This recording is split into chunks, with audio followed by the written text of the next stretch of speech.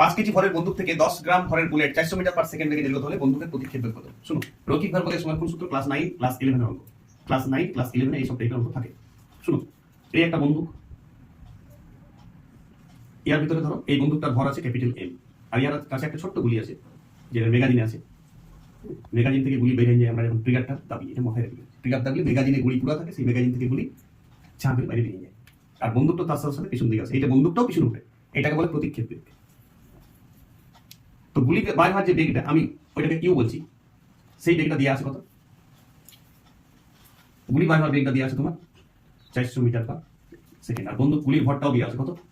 40 গ্রাম। বন্দুকের ভরটা দেওয়া আছে 5 কেজি, বন্দুকের বেগটা, প্রতিক্ষেপ বেগটা বাইর করতে দিয়েছে। শুনুন, ধাক্কার ক্ষেত্রে আমরা সূত্র ছিল m1u1 প্লাস m2u2 সমান m1v1 প্লাস m2v2, এটাই রৈখিক ভরবেগের সমকোণ সূত্র। কিন্তু বন্দুকের ক্ষেত্রে যদি বন্দুকটাকে আমি m1টাকে ক্যাপিটাল এম ধরছি, বন্দুকের ক্ষেত্রে ধরলাম, তাহলে এইটা ক্যাপিটাল এম আর গুলিটা স্মল এম, তখন আর 1 2 দিচ্ছি না। ব্যাপারটা কি? সেক্ষেত্রে u1 u2 দুটারই শূন্য ছিল, বন্দুক আর গুলি প্রথমত কেউ নড়ে নেই, দুজনাই চুপচাপ ছিল, তাহলে u1 এবং u2 দুটাই শূন্য, ফলে এই টোটালটাই শূন্য হচ্ছে। সূত্রটা এইটাই, ছাত্রছাত্রী ভাবে আলাদা কোনো সূত্র আছে। আর এখানে m1 m2 জায়গায় বড় m আর ছোট m লিখে দেই। আর তাই আর v1 v2 লেখার দরকার কি? একটা v1টাকে ধরো তুমি বন্দুকের বেগ, আর v2টাকে ধরো গুলির বেগ, তাহলে বলো এটা সমান, এটা তো 0 হয়ে গেল, প্রথম বেগ দুজনেরই u1 v2 শূন্য ছিল, তাহলে 0। তাহলে আমার সূত্রটা দাঁড়ালো বন্দুকের ভর ইনটু বন্দুকের বেগ, ওটাকে v1 লিখছি, গুলির ভর ইনটু গুলির বেগ v2, গুলির বেগটাকে v2 বলছি, u নাও v2 সমান 0। তাহলে ধরো m দেয়া আছে, আমাকে v1 চাইছে কত? প্রতিক্ষেপ বেগ v1 কত? বলো, কিন্তু এটা কেজিতে দিয়ে আছে, তাহলে এটা গ্রামে দিয়ে আছে, চলবে না কেস। তাহলে এটাও কেজি, এটাও মিটার পার সেকেন্ডে আছে, তাহলে তুমি শোনো, এক কাজ করো, এইটাকে 100 দিয়ে ভাগ করে দাও। এই সরি, এটাকে কেজিটাকে তুমি গ্রাম করা যাবে না, এটা মিটার পার সেকেন্ড। এটা কত দিয়ে আছে? এর গুলির ভরটা কত দিয়ে আছে? গুলির ভরটা কত দিয়ে আছে?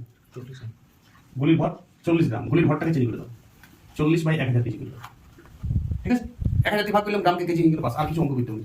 বলো এইখানটা কোশ্চেন দাও 5, v1টা তো বাইর করতে হবে, এমটা কত? 40/1000, এম কেস পদ্ধতি অঙ্ক চলছে, v2টা দেওয়া আছে 400, এটা 1000, তাহলে দুটো শূন্য কাটো, শূন্য শূন্য কাটো, 4 4 16 ইকুয়াল টু 0। তাহলে 5v1 সমান -16, তাহলে v1 সমান কত হবে? -16/5 মিটার পার সেকেন্ড। 16/5 মানে কত? 3.2 মিটার পার সেকেন্ড। মাইনাস কেন আসছে? বন্ধু উল্টা দিয়েছে, এই বেগটা উল্টা দিয়েছে, এই জন্য মাইনাস তো অটোমেটিক, কারণ প্রতিক্ষেপ বেগ বলে, এই জন্য মাইনাস অটোমেটিক অঙ্কতে আসবে। তুমি যদি বন্দুকের বেগ লেখো -3.2 মিটার পার সেকেন্ড, তাহলে রাইট। আর যদি প্রতিক্ষেপ বেগ লেখো, তখন -2 ফেলে দেবে, কারণ প্রতিক্ষেপ বেগ মানে মাইনাস। মাথায় ঢুকছে? আর যদি বলো বন্দুকের পিছু ওঠার বেগ, তাহলে তুমি লিখবে বন্দুকের পিছু ওঠার বেগ 3.2 মিটার পার সেকেন্ড। এই 40 গ্রামটা কিন্তু কেজি করে নেবে, মানে এমকেস পদ্ধতি ছিল পুরো আমরা, সব কিছু এমকেস পদ্ধতি আছে, তাই এটাও এমকেস পদ্ধতি লিখবে। বুঝে এসছো কিনা আমরা? ওকে, ওই সূত্রটাই বলে, ওই সূত্রটাকে তুমি বলবে 0 কেন করে দিল স্যার, ওই নম্বর তো 0 নাই, আরে ওইখানে 1 প্রথমে প্রাথমিক বেগ দুটো করে 0 ছিল।